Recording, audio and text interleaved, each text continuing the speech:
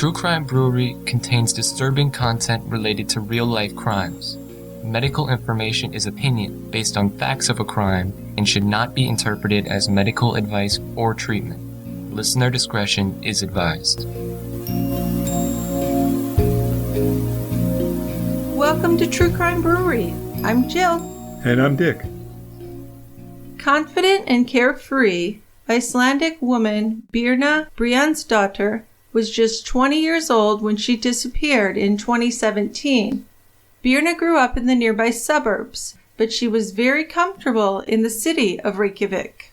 It's known as a safe place to be, even for a young woman in the middle of the night.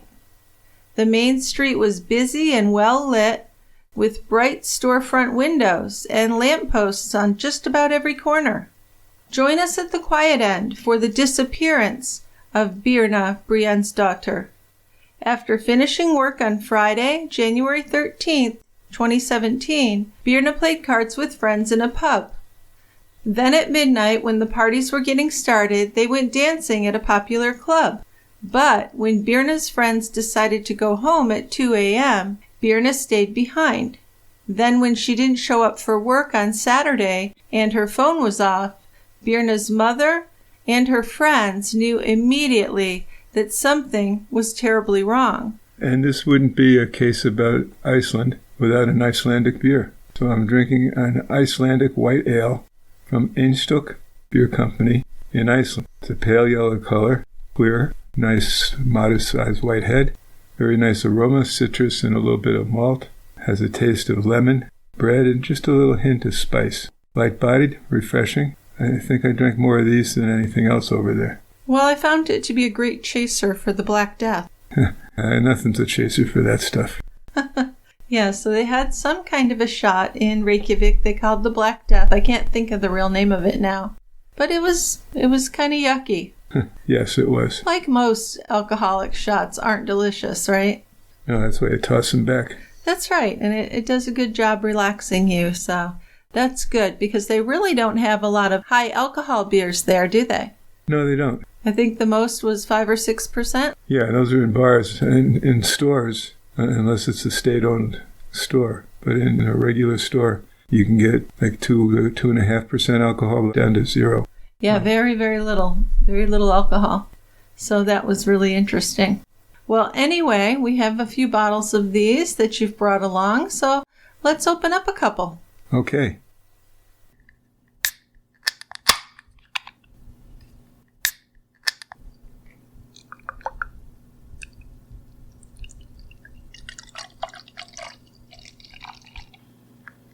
All right, Dickie. So I happen to have some Black Death here, which we'll probably save until the end of the show. I'm not touching it. I think we need to, because a lot of the pronunciation is a challenge. That's another thing. Before we begin, I would really like to preemptively apologize for any pronunciation errors, because I'm sure there will be many.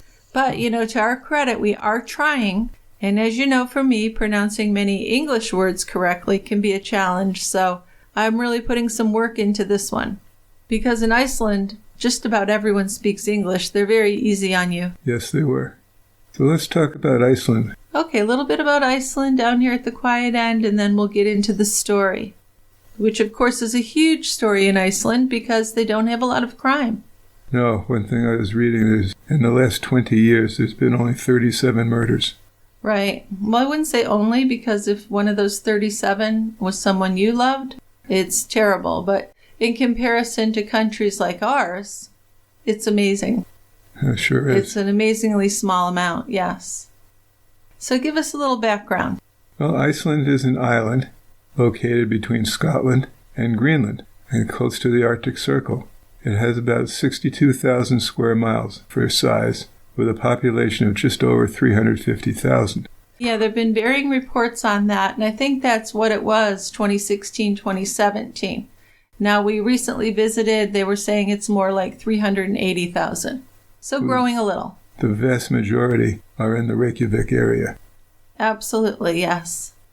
The island was colonized in the 9th century. Men and women from Norway, Sweden, the British Isles, and Denmark moved there after the Norwegian king started to monetize the acquiring of farmland in the Scandinavian countries. This was the beginning of the Viking era. Since then, Iceland has gone through several unions with other Nordic countries, but has always managed to keep its own distinct culture and its own language. It also has maintained a sense of community throughout the country and a very low crime rate, even with its relatively recent popularity with tourists. Oh yes, it's very big with tourists. Now, Birna was born in November of 1996 in Reykjavik to her mother Sila and her father Brian. Now, something we learned while on our recent trip to Reykjavik is the really interesting way that Icelandic babies are named. For a child's first name, parents are required to choose from a list of government-approved names. Now, I'm wondering if you like that, because I know as a pediatrician, you saw some names you weren't crazy about. Oh, yeah. That and also names that were spelled in a unique fashion, shall we say. Yes, in Iceland there are about 1,800 names for each gender and no weird spelling options. So you can't end something with E-E, A-E, L-E-I-G-H, it's just always different here. And you might look at that as, a good thing that we have that freedom. But they do not have that option. If you do come up with a new name, it has to be approved by the Icelandic Naming Committee. Also, parents have to register their baby's name within 6 months of the birth and then wait for the approval. So in the meantime, baby girls are known as Stalka, which means girl, and baby boys are referred to as Drengur, for boy. So isn't that funny? So you have a little baby you bring home, and you're calling it girl or boy. Although maybe if it's a common name you're giving them, you can just kind of assume, and at least around the house, call them by the name that you're giving them. Yeah, probably. I would imagine that's done. Now, even more interesting is that a child's last name comes from the father's first name, which means there's no such thing as a family name. Children's surnames are different from their parents. So to get a boy's last name, what they do is they combine the father's first name with an S plus son, S-O-N. And to get a girl's last name, they combine the father's first name with S plus D-O-T-T-I-R, daughter. So, for example, a little boy with a father named John would have the last name Johnson, John's son. And a little girl with a father named John would have the last name John's daughter, John's daughter. So Birna's last name was Brjánsdóttir. Pretty sure that's how you pronounce it. At least it's close. You're close. I'm close. So Birna grew up in the suburbs of Reykjavik with her parents and her older brother, Loki. Birna and Loki were close and spent a lot of time together. Birna loved music and animals from an early age. She was a vegetarian and a sometimes vegan, depending on who you ask. She bought most of her clothing from second-hand shops. According to her brother, she was always warm, caring, and could be very funny. She loved to travel and spoke English fluently. She was known to be very creative and artistic while in school.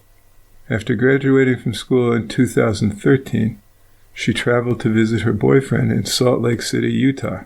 Now that's a bit of a stretch from Iceland to Utah. Well, yeah, she actually met this guy when he was on vacation in Iceland, and then she went to see him there. So this was like a summer fling or... Well, I don't know about a fling, but it was just the distance was too much. They ended up breaking up, but remained friends. Yeah, I don't see how you can maintain a relationship. Well, of course, yeah, and I'm sure that's why it didn't work out. On the days we were traveling, it was probably close to a 20-hour day, counting layovers and stuff. And I don't know about you, but it exhausted me. Well, yeah, but we're a lot older than they were. But still, it's exhausting, yes. Absolutely, travel is exhausting. But they must have really liked each other. They gave it a try. And she did love to travel. Now, after she returned from Salt Lake City, she did take a job working at the Haucup department store in the clothing department. Now, as an aside, our luggage was lost when we went to Reykjavik, and I had to find some underwear. So I went into that department store, and that's where I ended up finding, the kind of sensible underwear that's cotton and comes in a package. So my point here is, as a department store, we're not talking about like a Macy's. We're talking about more like maybe a Marshall's or a large Target. Not quite as bargainy as a Walmart or a Kmart, but not a high-end department store. It wasn't Harrods, but a cute place. And she'd worked there for a few years and enjoyed it. Now remembered by her friends as a fun, kind-hearted redhead with a really positive outlook and a sharp sense of humor, 20-year-old Birna was last seen alive early on the morning of January 14th. The last sighting of her was on CCTV video as she stumbled along Reykjavik's main kind of shopping street. She passed by several cameras before stepping out of the last frame and then vanishing into the dark. So as touched upon a moment ago, Iceland has one of the lowest crime rates in the world. In fact, murder rates in Iceland are among the very lowest. Iceland had 2 homicides in 2021, and actually they've gone through entire years, 2003, 2006, and 2008, for example, without any murders at all. During our recent trip, we were really kind of shocked, but I'd have to say pleased, at least I was, to find out that parents are comfortable enough to leave their sleeping infants out in their yard or even right outside of a window of a restaurant as they eat and chat or have a cup of coffee with family and friends. So it's just wonderful, the trust that you seem to sense when you're there.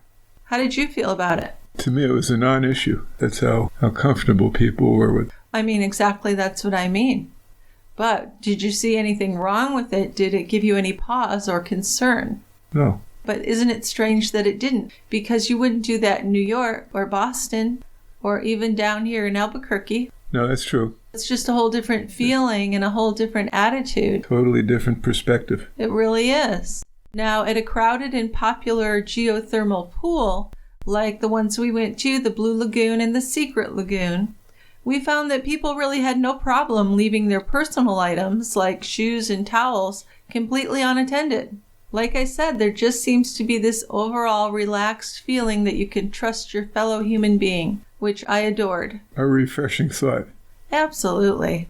We went on this food tour, and our guide, Noki, told us a story about a tourist who had recently lied to him and claimed that it was her birthday in order to get her free shot of liquor. Because if it was a special day like your birthday or your anniversary, then he would buy you that shot. It was actually a shot of Black Death. But when he told the story, he just seemed confused by it. He was incredulous, unable to understand why anyone would be so dishonest over such a silly thing. This sort of thing just isn't done by the locals there. But unfortunately, I'd have to say, there are some places here in the U.S. where that would be kind of laughed at or totally expected, which makes me a little bit sad. Now, one of Birna's favorite creative outlets was singing. So I'm going to play a very short clip of a cover of the song Impossible that Birna posted on YouTube in June of 2016. It's just very emotional because that was, like 6 months before her disappearance. Yeah, not too long.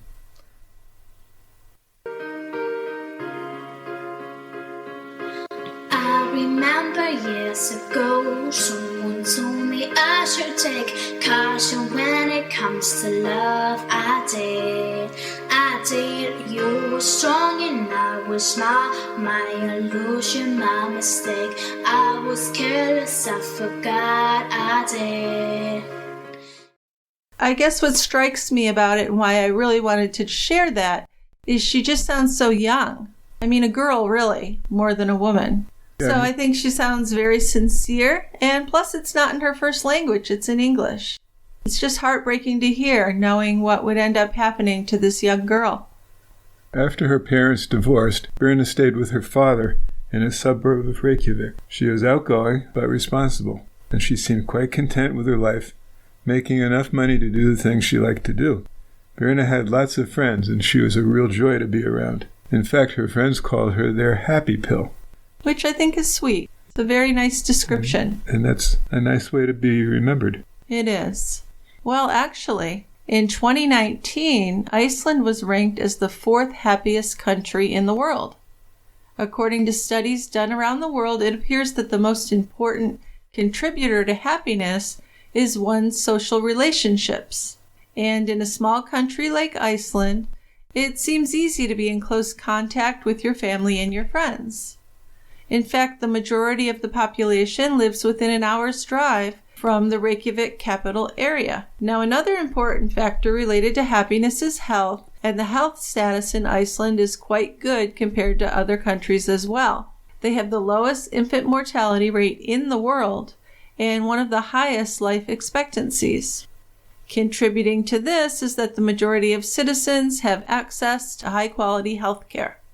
Iceland is also known as a very peaceful country. They've never had an army, and there's a high level of trust in fellow citizens, which we've already hit on that, so I don't want to beat a dead horse, as they say.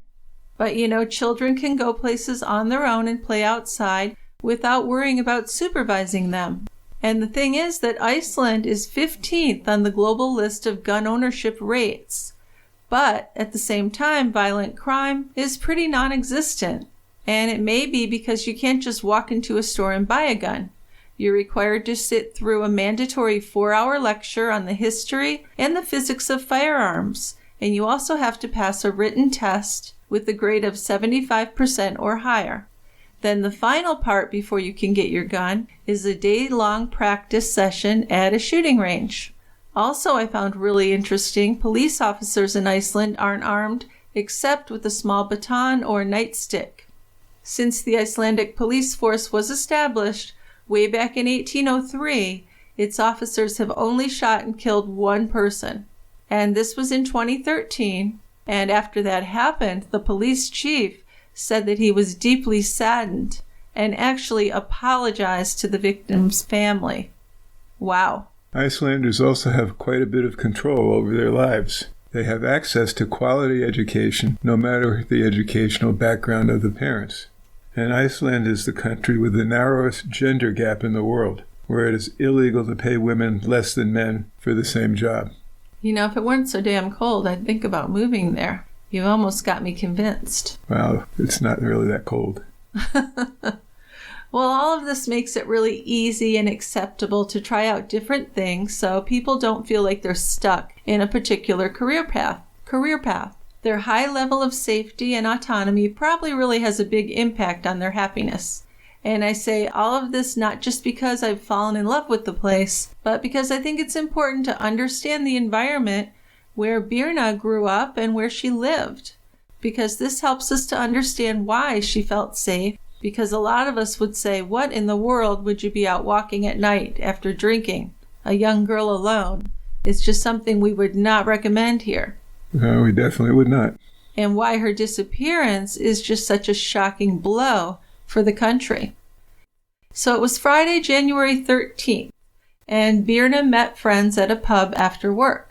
They played cards and they socialized, and then after midnight, they went out to a club called Hura in the city center of Reykjavik.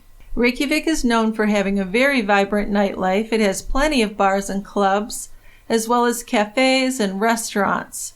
It's just covered with them, right? Saturated. Yes. And there are rarely any lines to get into the clubs, and it just seems very fun and inclusive. It's a party atmosphere like you might find in the bigger U.S. cities. But, it was known, and still is mostly, as safer and more intimate. And Birna, of course, was very familiar with the area. So the main shopping street is called Laugaveggur, which means the way of the hot pools, because it was originally used by women hauling laundry to the thermal springs, which was about 2 miles away.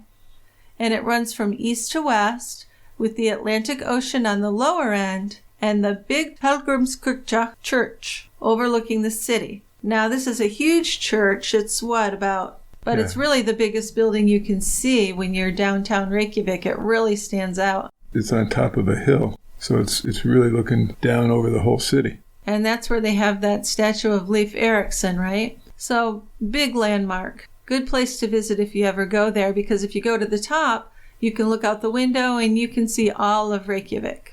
Now, the club had live music that night. So feeling confident, happy, and full of positive energy, Birna was one of the first people at Hurrah to go and dance on the stage that night. In the early hours of the 14th, at about 2 a.m., Birna's friends were ready to leave the club. But Birna told them she'd stay a little longer. Now her friends had no idea where Birna planned to go afterwards, but they weren't at all worried. They really felt like they knew that Birna could take care of herself. Now she ended up leaving 3 hours later around 5 a.m., just as the club was closing up. Now in January, the sun wouldn't rise until just about 11 a.m. So Birna left the club in the dark and began her walk home. It was -3 degrees Celsius, but she wasn't deterred by the cold. She was probably used to it. She'd grown up there. On her way, she stopped to buy a falafel pita that she ate as she walked along the main shopping street in the city. So she definitely did appear to be at least a little drunk. The footage showed her kind of bumping into a stranger along the way. She also dropped some coins when she bought her food. But this was Iceland, and Birna knew Reykjavik, and she likely felt completely safe. In fact, walking alone in Reykjavik at night was not at all unusual. Police are unarmed, and the rare drug offense is often settled with a fine rather than any kind of jail time or imprisonment. However, Birna was planning to walk back to her father's house in the suburbs, so that would have taken her almost 2 hours of walking. So she would likely have taken a lift from a passing car at some point on her way. She probably was even planning that. Yeah, hitching was a mode of transportation. Absolutely. There was really nothing wrong with it in the minds of her and her friends. So Birna walked alone, which she'd done many, many times before. She wore her Doc Marten boots, some blue jeans, a gray sweater, layered with a black hoodie, and she also had her white earphones dangling around her neck. Now, watching Birna from the surveillance footage, you can see that she was intoxicated. She dropped some coins at one point after buying herself the falafel pita, and she later bumped into a stranger on the sidewalk. You can see her cell phone in the back pocket of her jeans, just below her short jacket. Yeah, so a young woman always has her phone with her. So she can be seen stumbling past the Lebowski bar, which is a coffee shop with a yellow and red awning. It was actually inspired by the Coen brothers' movie, The Big Lebowski. But after that, she disappears from view. When Birna didn't show up at work on Saturday morning, her friend Maria was worried. Birna was always on time to their workplace in the fashion section of the department store. And Maria had known Birna since they were little girls, and they'd actually gone to school together. So they were really close, not only working together, but watching Britain's Got Talent on TV together and going to fun things like music festivals together. Maria knew that Birna would have called her if she was going to be late for work that morning. Because remember, she left pretty late, 5 a.m. Yeah. Yeah, so it's not like she was going to expect to get 8 hours sleep before work. No, she likely was just going to go home, maybe shower and change and go to work. Pretty much, yes. So Maria tried calling Birna on her cell phone, but it was turned off. Now, this had never happened before. Like most people her age, her phone was always on and always with her. So Maria called the girlfriends who had been out with Birna the night before. They had all assumed that Birna had either gone back to her father's house where she was staying, or maybe stayed with a friend, but she wasn't at any of those places. Her father had assumed that Birna had decided to stay with a friend closer to the city, since she had to work Saturday morning. Well, and that would make sense. It certainly would. But you'd still, even with that, her style was to let people know where she was. Absolutely, but I think maybe more her mother than her father. I'm not sure about that. That's not really clear, but I wouldn't be surprised if she'd be more likely to let her mother or her friends know. Yeah. So Maria called Birna's mother, Sila, next, and Sila was immediately worried. Birna was an independent young woman, but she was also responsible, and she would always let one of her parents know where she was. And now the fact that she hadn't told a parent or her best friend was very, very concerning. So Sila called the police and filed a missing person report right away. Then, Saturday evening, she posted a message on Facebook saying that Birna had never come home from her night out and that no one had heard from her since. "Dear friends," she wrote, "it's not like her that we can't reach her. Please share and let's find her." So within just a few hours, Sela's post had been shared thousands of times. But there was still no news of where Birna could be. Her mother stayed up all night calling emergency services every single hour to see if there was any news. Then at 9 a.m. Sunday morning, there finally was an update from the police. Before Birna's phone had turned off at 5:50 a.m. Saturday morning, it had pinged last at a mobile tower in an industrial area in Hafnarfjörður, an industrial port town 6 miles south of Reykjavik. Sela knew of this town, which was known for its lava fields. She drove there with some relatives and a bunch of Birna's girlfriends, calling out Birna's name and knocking on the doors of the local homes. Yeah, so definitely a lot of concern right away from her friends and her mother. Yes. Now, with our recent travels and following so many true crime cases, you think we'd be exhausted, wouldn't you? But we're really not. And that's because we found this little delicious shot that's giving us energy and helping us to focus. So let's talk for a minute here about our sponsor, Magic Mind.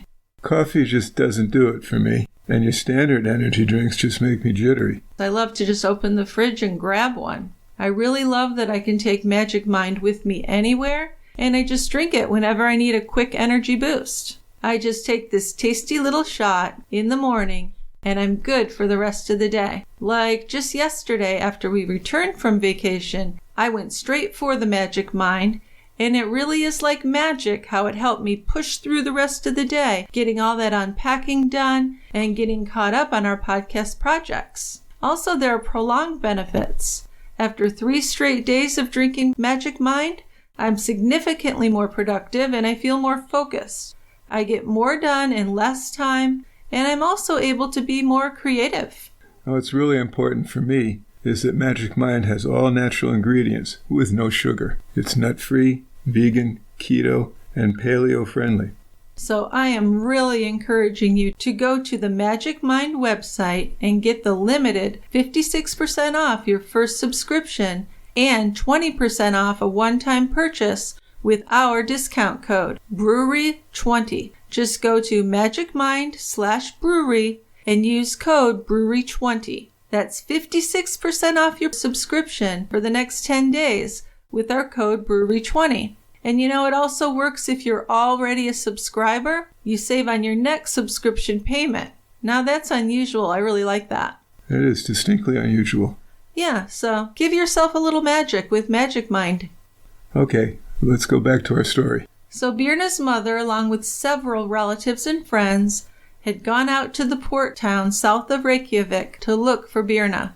By the early afternoon, light was fading fast, because in January the sun sets at about 4 p.m. So remember I said the sun doesn't rise until about 11? So we're talking about 5 hours of daylight or so. Yeah, the sun never gets really high up on the horizon at all. No, so it's even darker than Maine was. A lot more, actually. A lot more. Now, by this time, as you can only imagine, especially if you're a parent, Birna's mother was feeling desperate.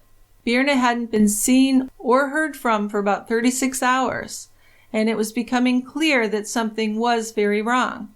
Still, there was no official search going on. It really had just never happened that there was a woman who had been abducted and killed in Reykjavik. So the police really didn't think that that was what happened to Birna. Sure. Without any evidence of foul play, police were hesitant to react. They believed that Birna had just gone off on her own, but then the media picked up the story. 2 main TV stations called, asking to interview Birna's mom, and she agreed. She was ready to do anything and everything to find Birna. And I don't think it was easy for her. She wasn't a public, outgoing person. She was a private woman, and of course this is like the worst time in her life. But she's willing to do what she has to do to find her daughter. She really is desperate. The mystery of missing 20-year-old Birna was on the Sunday evening news, and Detective Grimmer Grimson didn't watch the news reports, but his phone rang just as he was finishing dinner with his wife. Now, it was his supervisor calling to tell him about Birna's missing person case. So soon after that, the police headquarters in Reykjavik called, and they asked him to come in right away. 56-year-old Grimson was a well-respected detective and a very private person. He had the hardened, angular face that really would make him a believable hardened TV detective. He had 30 years of experience when Birna went missing. Now, back in the 1990s, he worked near the Arctic Circle. And in 2009, he joined the Special Prosecutor's Office. And that's where he spent the next 6 years building cases against fraudulent managers and traders who brought down 3 of Iceland's biggest banks. But then, in November of 2016, Grimson returned to work in the Reykjavik police force, and I think they were really glad to have him. He had a lot of skills. He does. A lot of experience. Oh, absolutely. Early on, the police were not terribly worried. People go missing in Iceland fairly often. Sometimes it's hikers or hunters who have gotten lost. Other times it's kids who have run away from home, or people with mental health issues, or the elderly with things like Alzheimer's. But in the urban areas, like Reykjavik, missing young people usually turn up quickly. Birna did often sleep over at her girlfriend's houses, but she had always let someone know beforehand or early the next morning. Right, so as the investigation into Birna's disappearance was underway, the police collected some of Birna's clothing from her father's house. They used the clothing to give her scent to tracker dogs, and then the dogs were taken to where she had last been seen. Reykjavik did have CCTV coverage, but not as much as other cities.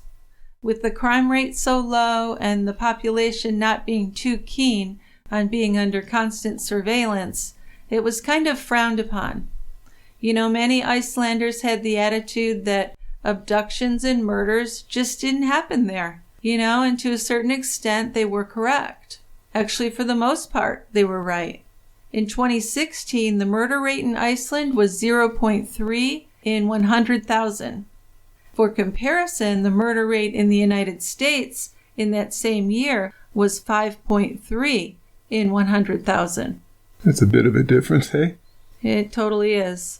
The Reykjavik police had been able to put together some CCTV footage which showed Birna's movements after she had left the club early that Saturday morning. Now, as she walked, she dropped the coins, like we mentioned, bumped into a stranger outside of the popular Lebowski bar, and this was on Laugavigr Street, and this was around number 20A. Then, at 5:25 a.m., in footage from a camera just 1 block away, she had vanished, and this was near an intersection. So either she had gone down a side road there or gotten into a vehicle. So we walked this path from the club to where Birna was last seen, and that was near 31 Laugavigr. And it's a busy, well-lit area full of shops, restaurants, and bars. And also, there's a big stretch of it that's only open to foot traffic. But what I noticed is that there are several side roads, or you might even call them alleys along the way, which are unlit. Now, we went out and walked around 8 p.m., so it's likely it was much more crowded when we were walking there than when Birna had been. But still, we could notice some very dark side roads where someone easily could have approached Birna. Yeah, and also not far past where Birna was last seen, Laugavigr allows automobiles. Yes, right after that, basically, it turns from a walking path to a driving area. But you could certainly have a small car and go down one of those side roads. You could. Absolutely. So after examining the CCTV footage from the morning of Birna's disappearance, Grimson and other investigators noticed a small red car, a Kia Rio, which had been traveling in the opposite direction as Birna. So the car was seen driving past the Lebowski bar less than 30 seconds after Birna had been seen on camera walking past the same bar.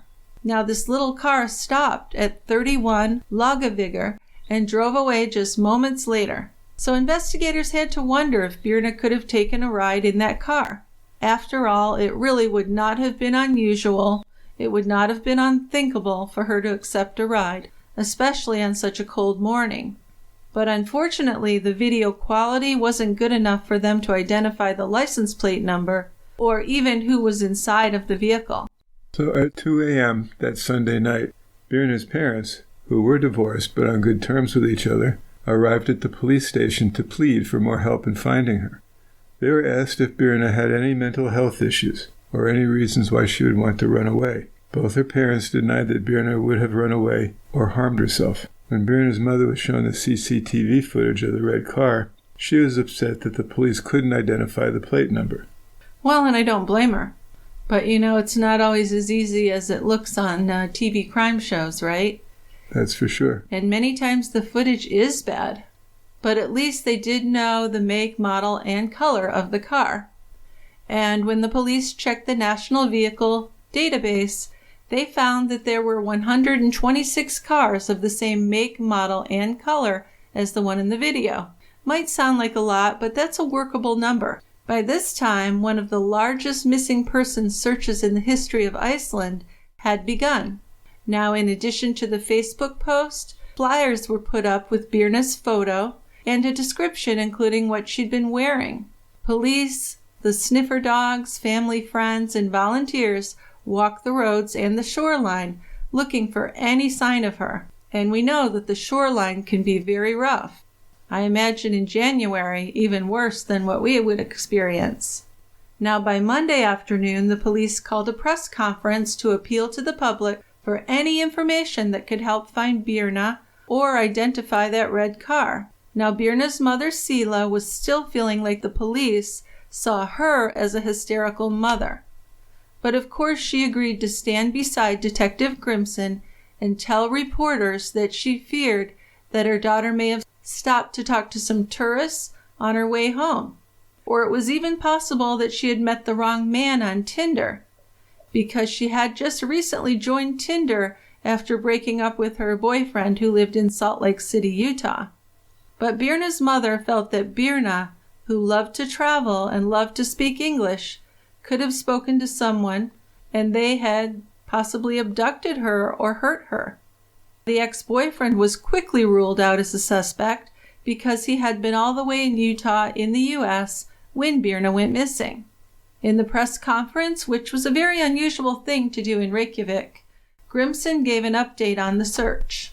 The search was being led by the Icelandic Association for Search and Rescue, which is a network of well-trained emergency response volunteers. The organization was created over 100 years ago, but it originally was created mostly to help people who were in danger from the harsh conditions of the land. Hikers, things like that. That had been much more of a problem in Iceland than any kind of crime or abductions. So by all accounts, Birna's phone was normally always charged and always turned on. Using cell phone towers to track her phone, that's when they identified that it had last pinged off the tower south of Reykjavik. And this was at Hafnarfjörður. It had plenty of battery power left, but someone had manually switched it off at 5:50 a.m. Birna couldn't have walked there in the time frame given, so either her or her phone had been taken there by car. For the most part, having ordinary citizens work in a search for missing persons in Iceland is considered more of a hindrance than a help. And this is because they don't really know what they're doing, and the land is very rugged. That it is. But just hours after the press conference, late on that Monday night, there was a real breakthrough. Two brothers who were in their 20s, with no training and no connection to Birna, were looking for her in Hafnarfjörður, where the last signal had been picked up from her phone. They headed out to the harbor and looked around between the road and the sea. There was a fenced-off area with 3 large oil storage tanks. Next to it there was an open area of rough ground scattered with various building supplies. Brothers decided to look around there, and hidden between some iron pipes, they saw a pair of black boots. Now, the missing person posts had described Birna's clothing. The brothers Googled Doc Martens, and seeing a resemblance to the boots they had found, they posted a photo on Facebook and contacted the police.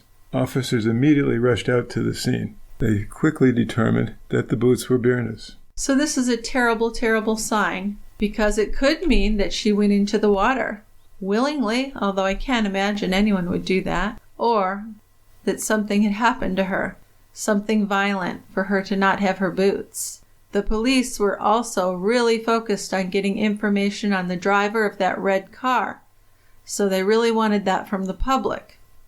They knew that the car and the driver would be the key to their investigation. They were able to track down every single one of the cars. A surveillance tape from a golf club showed a Kia drive into the parking lot at 5:53 a.m. Now that's just 3 minutes after Birna's phone was turned off. So the police believe that the driver of the car must have noticed the camera, because then you can see the car speed off quite suddenly. Then the CCTV footage at the harbor showed a red Kia Rio, the same make, color, and type as the one seen in the Reykjavik video, at 6 a.m. A young man is seen getting out of the passenger side. He talks to the driver for a moment before stumbling drunkenly onto a fishing trawler that was docked in the harbor. And this was the Polar Nanook. As he did that, the driver in the red car drove off. Now this time, the camera clearly showed the plate number, which was great. Very important to the investigation. So with a legible plate, they found out it was a rental car, and the company said that it had been rented by a crew member of the Polar Nanook. This 65-meter fishing trawler sailed under Greenland's flag. Thomas Olsen, a 25-year-old man from Greenland, had rented the car, and he'd returned the vehicle at lunchtime on Saturday. It had been rented out again since then to a young family, so it was easy to locate. Police impounded the car. When they examined the interior, it was obvious that it had recently been cleaned. In fact, the family's son, who had been sitting in the back, had been complaining about a strong chemical smell from back there. On closer inspection, investigators found stains on the back seat. Luminol was used and it lit up, indicating that the stains were likely blood. Now, since Iceland doesn't have an advanced forensic crime laboratory, samples were sent off to Sweden for DNA analysis. Yeah, now the next immediate step for police was to find Thomas Olsen, as well as that other young man who'd been seen walking from the car to the ship on the Saturday morning Birna went missing. But unfortunately, the Polar Nanook had already left port that Saturday afternoon with both of the men on board. So this is very interesting to me. By that following Tuesday, 3 days after Birna disappeared, the Polar Nanook was already hundreds of miles away from Iceland, and it was fishing off of Greenland. Since leaving Iceland, Thomas Olsen and his companion from the rental car, Nikolai Olsen, a fellow Greenlander with the same last name, but they weren't related, had been behaving like their normal selves. But then Thomas, who was described by his crewmates as usually quite likable and easygoing, received a message on his phone that made him visibly upset and agitated. So a newspaper reporter in Reykjavik, who had learned that the Polar Nanook was being linked to Birna's disappearance, had found a Facebook group that was used by the trawler's crew. Then he had sent the message to Thomas asking if he knew who had rented that red Kia Rio.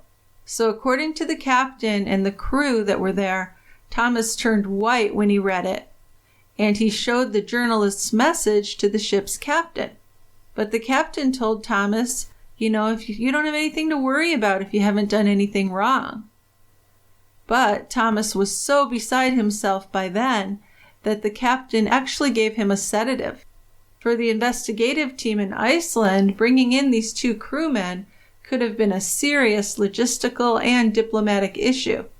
A Coast Guard helicopter flew 4 police officers out to a Danish warship, and because the Polar Nanook was a Greenland vessel in Greenland's waters, their plan was to sail to Greenland, which is an autonomous territory of Denmark, pick up some local police officers there, and then take them to the Polar Nanook to arrest these 2 men. But of course time was a concern. The longer the 2 suspects were free, the more chances they had to destroy any evidence and to get their story straight. Think about it. They could have thrown anything overboard and it would probably be missing forever. Yeah, you got plenty of time to get your story straight. They really did, that too. But Detective Grimson then got the news that would allow for a faster, but much simpler apprehension of the two men. The captain of the Polar Nanook, who had read online that the ship was linked to Birna's disappearance, was very concerned that one or more of his men might be involved. So the captain decided to sail back to Iceland. He and the senior crew discussed the situation, and they agreed that they would tell Thomas and Nikolai that the ship's engine had malfunctioned, necessitating that they turn back right away. Cleverly, the captain had also turned off the ship's Wi-Fi, and this would keep the men from being able to read any media reports on Birna's case on the trip back. Now, I would expect any captain to do something like this in the name of justice and doing the right thing, but not every captain would, and he was really looked upon as a bit of a hero for doing this. Yeah. So Iceland has an elite counter-terror unit within the police, and this is called Vikingasveitin, which I'm sure is totally wrong, so we'll call it the Viking Squad, which it's also known as. So early the next morning, Wednesday, 6 members of this Viking Squad flew on a helicopter to meet the Polar Nanook just as it crossed back into Icelandic waters. Although the weather was bad and the sea was rough, the specially trained officers safely rappelled onto the deck of the ship. That is amazing to me. No kidding. Can you imagine? Wow. Thomas and Nikolai were arrested and confined to their cabins. 12 hours later, Polar Nanook was back at its berth in the harbor. Some impressive work, huh? Absolutely.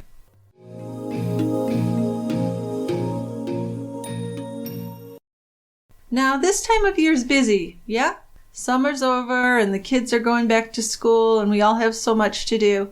So although it's so important, it really can be hard to provide wholesome, healthy, and convenient meals. So that's where Factor can really help. Factor is America's #1 ready-to-eat meal kit, and they can help you fuel up fast with chef-prepared, dietitian-approved, ready-to-eat meals that are delivered fresh to your door. So with Factor, you'll save time and you'll eat well. We do.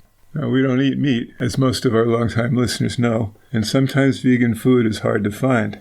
But with Factor, it's easy. It's not only easy, it's yummy. With things like 3-bean vegan chili with cornbread casserole, chickpea curry with forbidden rice blend and ginger green beans, and spicy sweet potatoes and peanut sauce with coconut rice, we are more than satisfied. With Factor, you can also rest assured that you're making a sustainable choice. They offset 100% of their delivery emissions and source 100% renewable electricity for their production sites and their offices.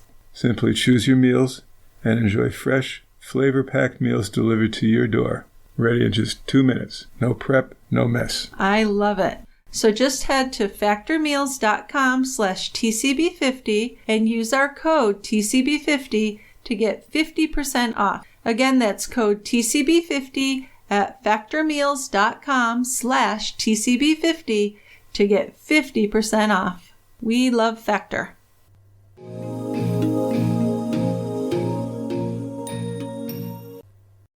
So by the time the two men were apprehended, pretty much everyone in Iceland was following Birna's story.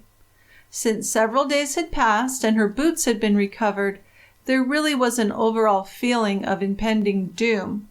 Still, everyone tried to hold out hope that she would be found okay.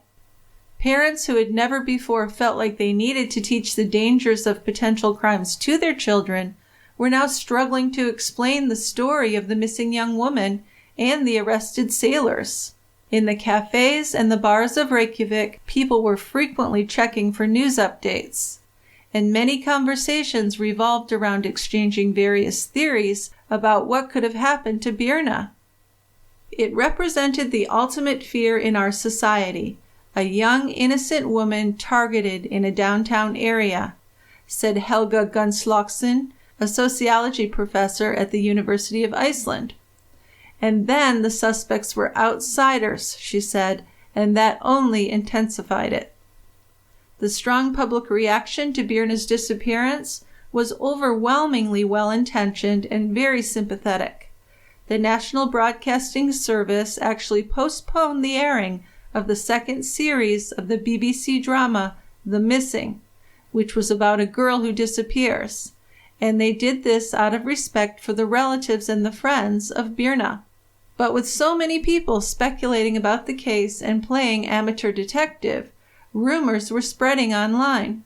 Now, one rumor was that Birna was alive on the Polar Nanook, and that several other abducted women had also been found on board. Detective Grimson sent officers to the port, Hafnarfjordur, to speak to the public and the media and discredit these reports and some others, saying that a woman's body had actually been found in a nearby lake. Once the police had Thomas and Nikolai back in Iceland, they rushed them to their headquarters in Reykjavik and began questioning them. The forensic tests in Sweden had revealed that the blood in the car was Birna's, but both men, who were interviewed separately, denied harming her. Their recollections about what had happened on that Friday night and early Saturday morning, until Nikolai was dropped off at the ship, were similar. The Polar Nanook had arrived from Denmark on the 11th of January 2017, which was a Wednesday, to pick up new crew members. So that was just 2 days before Birna's disappearance. Then on Friday, a few of the men remaining on board decided to go for a night on the town before heading back out to sea. Nikolai took a taxi to Reykjavik and went for a drink in the English pub just off of Laugavigr. He paid 2,500 krona, which is about $10, for a spin of the Lucky Wheel. That's a game of chance with a grand prize of 8 beers. And he won, and of course he drank them all. Sure, you win them. So by the time Thomas had driven the rental car to the capital and joined him, Nikolai was already very drunk. So the two drank more, and they moved on to another bar before going to a drive and ending up on Laugavigr. And that's where the red Kia Rio was captured on CCTV at the same time when Birna disappeared from view. Both men claimed that 2 women entered the car at that point, although Nikolai, who said he fell asleep on the way back to the harbor, couldn't remember anything about the women. At first, he agreed that there had been 2 women in the car, but then he admitted that he had been too drunk to be sure. He said he had been aware of someone in the back seat, but it could have been just one person. Thomas told the police that after dropping Nikolai off at the Polar Nanook shortly after 6 a.m., he had parked at the end of the harbor and climbed into the back of the tiny car with the 2 women that had gotten in the car. Now, he said one of the women was Birna, and he claimed to have kissed her, but then he claimed that he had dropped both women off at a nearby roundabout after about an hour or so. The police didn't believe Thomas, but Nikolai's claims to remember very little did seem plausible to them. The CCTV footage from the harbor showed how intoxicated he was as he stumbled and barely made it to the ship. But Thomas's version of events was really full of holes and inconsistencies. At 7 a.m. on Saturday, when he was seen on camera driving away from the harbor, Thomas's phone was turned off for 4 hours. The rental car wasn't seen on any surveillance footage again until 11 a.m., when Thomas finally returned to the port. He claimed that he had slept in the car during that time, but the odometer readings showed that he had actually taken quite a long drive. Also, he was captured on CCTV buying cleaning products, clothing, and plastic bags.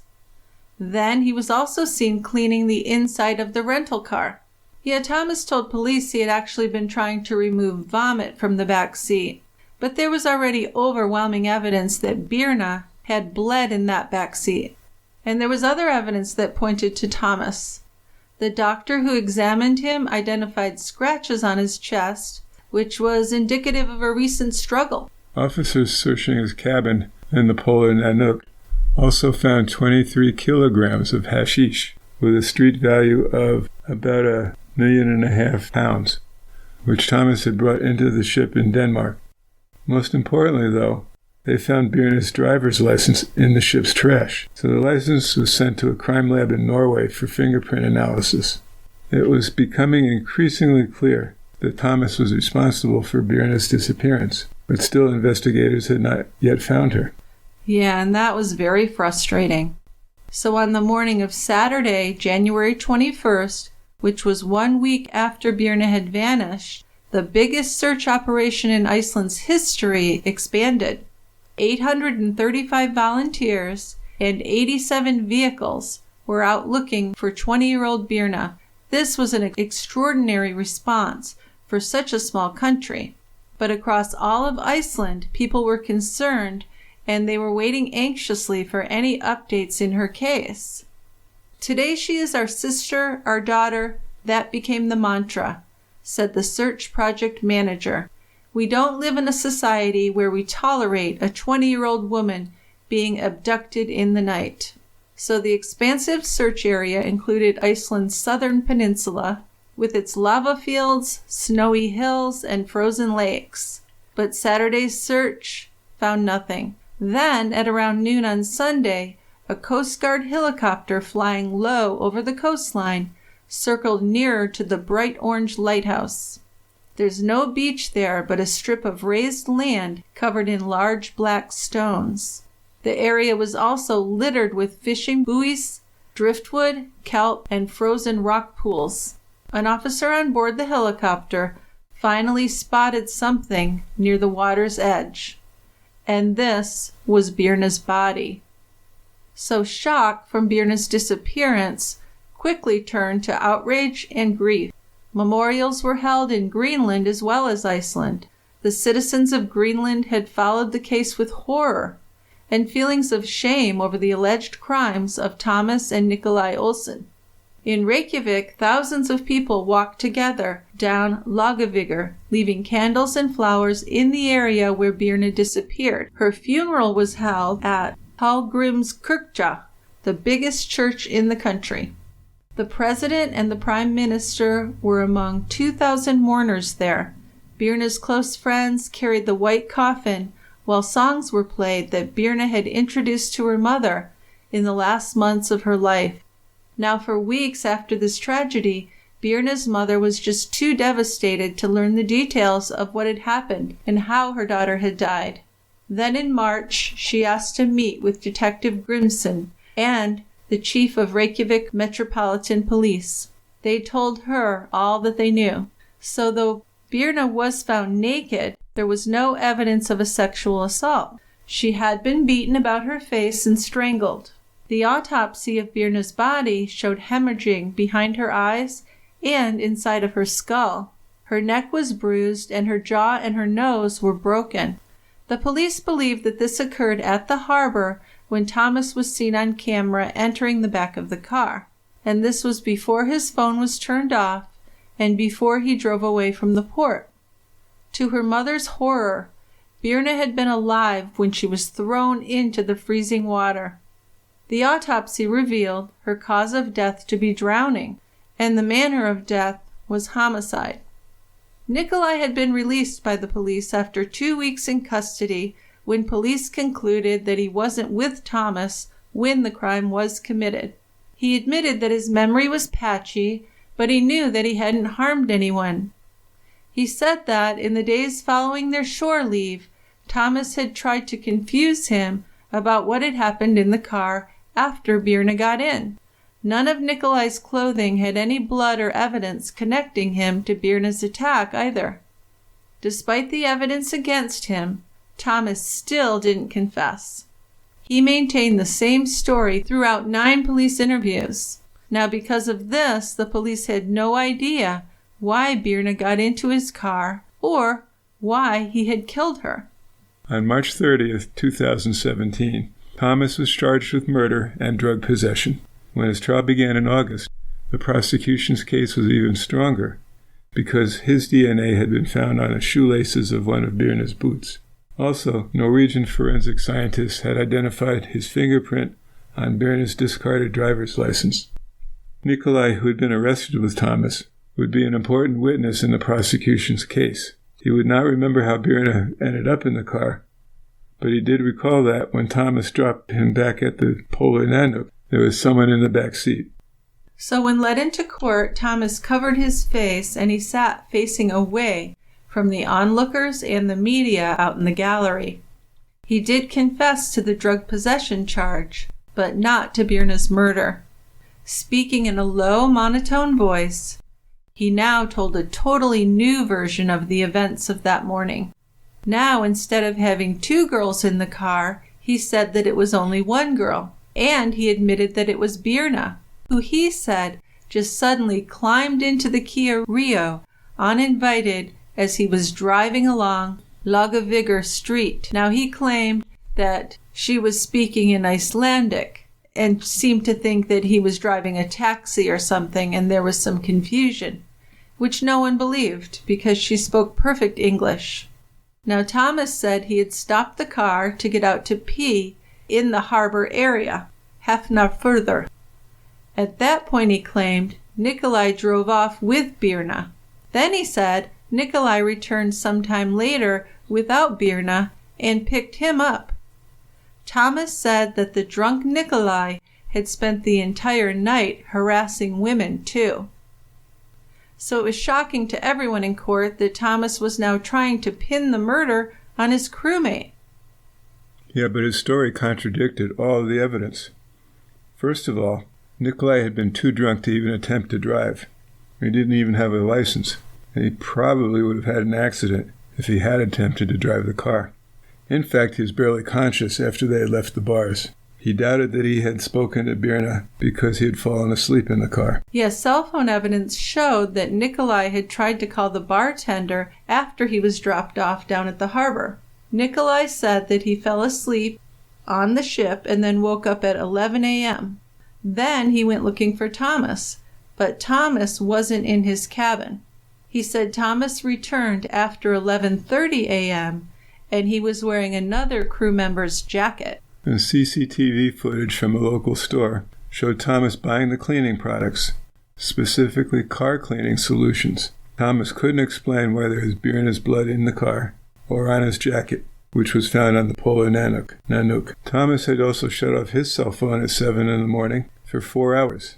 So he had driven 300 kilometers, cleaned the car, and then returned it. So that's totally suspicious. I mean, why else would he do that? Why, indeed. Yeah. The scratches on his chest were estimated to be 4 to 6 days old, which would match the time period when Birna was killed. His only explanation was that he must have scratched himself while he was sleeping. Yeah, pretty poor-ass excuse to me. Best you can do. Yeah. That guy's just unfucking believable. What a scumbag. And the prosecution knew it. They portrayed Thomas as an aggressive man with a criminal past, which was true. Back in 2011, he had been accused of rape in Greenland. A young woman had woken up in her bed after a night out, and he was forcing himself on her. She had been drunk and unable to fight him off. Now, she did report the rape and have a rape kit done, but Thomas claimed that it had been consensual sex, and he had a friend who backed up his claims, saying that the young woman had invited Thomas into her room. Now, I have a lot of issues there, too, because even if she had invited him into the room, he still could have raped her. It doesn't mean that he's allowed to do whatever he wants to her. But since it was just her word against theirs, Thomas was acquitted of that rape charge. So the prosecution's theory in Birna's case was that she had refused Thomas's sexual advances and that he had gone into a rage. After dropping off Nikolai, Thomas took the intoxicated and very vulnerable Birna to a secluded spot where he attacked her, broke her nose, and strangled her. When she was unconscious, he may have believed that she was dead, we'll never know, but he disposed of her in a desolate area off the shoreline. Now, once at the location, he did undress her and threw her into the icy ocean. Now, why he took off her clothes and where he got rid of them is not known, but we do know she was alive when he threw her into the water. Now, I have to wonder if he just got rid of the clothes because they could have his DNA on them. Yeah, he probably was able to think that far in advance. I think so, and, not to be too descriptive, but he could have ejaculated without actually raping her. Yeah. So there could have been semen on the clothing as well. Just disgusting and terrible. So as you can imagine, the trial did not go well for Thomas Olsen. Yeah, the defense argued that Thomas had a shoulder injury that made it impossible for him to carry out the attack or dispose of Birna's body. But a medical examination shortly after his arrest concluded that he was physically fit and capable. So the evidence was pretty overwhelming. And in September 2017, the 3 judges convicted Thomas of both charges and sentenced him to 19 years in prison. He was also ordered to pay over $60,000 in damages to Birna's family, as well as $250,000 to cover legal expenses. Yeah, and I don't know if there's any way he would ever come up with that money to give them, but I know that Sila, Birna's mother, was not at all happy with the 19 years because she lost her whole life. She was only 20 years old. She lost at least 60 years, maybe 80 years. She lost the bulk of her life, and in a very horrible way. Plus, the drug charge you think would have given him many years. That large amount of drugs. Yeah, 26 kilos. Yeah. An awful lot. So he did get the 19 years in prison, and he has appealed his conviction, asking the court for an independent review to analyze whether it was possible for him to have disposed of Birna's body, given the ocean's currents and the mileage on the rental car. So I really don't even know what the hell that means. The mileage, there was a lot of mileage on that car. So Yes. What was he trying to say here? That he drove further than he needed to? I don't quite understand that argument. I would think he's trying to show that what he had driven was exactly the amount on the odometer, and therefore he couldn't have done anything with Birna. But he drove a long ways, unless he's saying that the ocean currents in that area would not have taken her out. But she was found very near to the shore after just a matter of days. Well, anyway, Thomas was transferred to Denmark to serve his prison sentence there. As a citizen of Greenland, he has a Danish passport. And also, Greenland often sends serious violent offenders to the higher security prisons in Denmark. So hopefully it's quite a hellish place. So you have to think, how much has Birna's murder changed Iceland? It really hasn't in any obvious ways, but Icelanders have said that something really has shifted in their sense of security. Still, there's very little new suspicion of outsiders, even fishermen, which is surprising. And young people have not stopped going out or getting drunk, and they still feel safe walking the city streets. But will young people ever stop going out and getting drunk and partying and having a good time? Probably not. Definitely not. So there are now more CCTV cameras in Reykjavik. The local belief that more surveillance is unnecessary has changed. Young women, though not deterred from living their lives, are more wary and careful, clearly conscious of the need to look out for one another. Well, that's good to hear. I mean, it's sad that they have to, but I'm glad they are. I always get concerned when a group of girlfriends go out and then they let one stay behind, even though it seems like it was a safe thing to do in that place and that time. Now, getting a ride from strangers after a night out had become very common in the years before Birna's murder, and especially because of a Facebook group called the Skutlarer, excuse the pronunciation, and that means those who give people a ride somewhere. But now, after Birna's death, there's a female-only version that has been created and has become quite popular. So if you need a ride, another woman will pick you up, which of course is much safer. In March 2018, the Polar Nanook crew laid a wreath on Birna's grave. The people of Greenland wanted to show their shared sorrow with Icelanders. While Iceland has such a low crime rate, Greenland does have very disturbing rates of violent crime, particularly towards women. So, of note, I'd just like to say that Birna's mother, Sila, does not want her daughter to be made a martyr for the cause of violence against women. She doesn't want the case to be called Birna's murder, because she doesn't want memories of Birna to be linked to such a horrific incident. Understandably, she wants to remember her daughter as she was when she was happy, when she was alive. And I think that's understandable. I know that they've tried to make a cause of this. There is, I don't know if it's a hashtag or a Facebook page, I am Birna. But the mother really wasn't too thrilled with that. So we're not going to give any links out for that. Okay. So just some quick reminders to our listeners before we move on to our feedback. We do have a premium option of True Crime Brewery where you can get early, ad-free, and bonus shows. We do a bonus case each month, plus we often do a second bonus case, which might be a recap or a discussion of a true crime show. We also send our new subscribers a gift with a personalized thank you note and some swag. You can subscribe right now while listening to feedback by going to tiegrabber.com/subscribe. We really do appreciate all of the support that so many of you have shown recently. And if you prefer, you can alternately subscribe at patreon.com/tiegrabber and get all these same benefits. Just a few other things to help the show are to give us a review on Apple Podcasts or wherever you listen, or to send us an email or a voicemail with your feedback and case suggestions.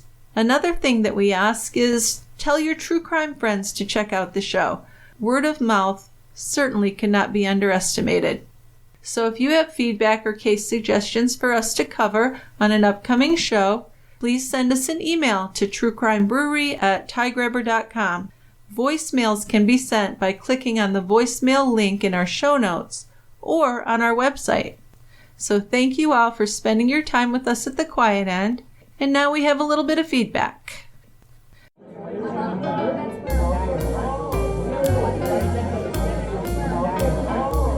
It's time for listener feedback.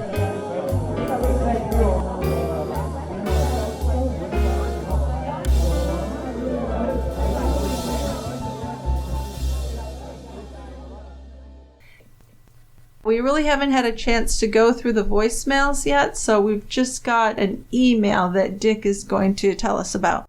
Yeah, this is an email from Bruce K., who wanted to tell us about another Icelandic case. And I did a little bit of research. If we do it, there's a ton of questions I'm going to be asking. It's interesting. I think there may be a book. Now just looking at the names here, which I can't pronounce. It does seem like familiar, like there was a book on that when I was doing research on Birna's case. But go ahead, give us a little background. It's an old case, about 50 years old. In January of 1974, 18-year-old Gudmundur Einarsson was walking to his home from the harbor when he disappeared. He had last been seen when he nearly fell in front of a car. Then 10 months later, 32-year-old Geirfinnur Einarsson, same last name but unrelated to each other. They each had a father, probably named Einar. Right. Unrelated. He received a call at his home.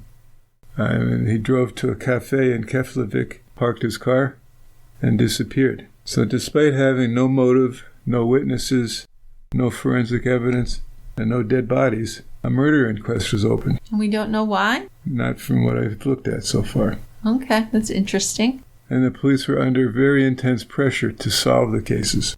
So 6 suspects eventually signed confessions to murder, even though they had no recollections of committing murder. Oh, one of these deals. These are fascinating. The suspects had been isolated and interviewed at length without attorneys being present.